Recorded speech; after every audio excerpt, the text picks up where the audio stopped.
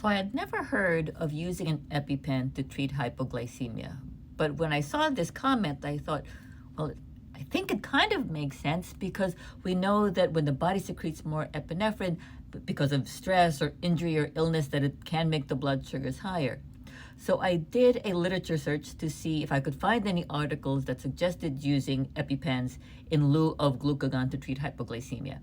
And I found one article. I'm sure there are others, but doing a quick search, I only found one. It was a small study looking at children with type 1 diabetes, and they induced, under observed circumstances, induced hypoglycemia, and they either gave them glucagon or they gave them epinephrine.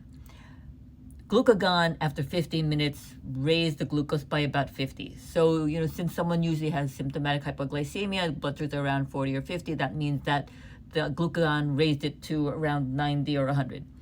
Epinephrine, on the other hand, only increased it by 10.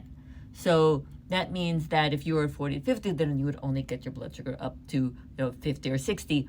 And that tended to wane and go back down after about 30 minutes. So I don't think that epinephrine or EpiPens are an appropriate treatment for hypoglycemia.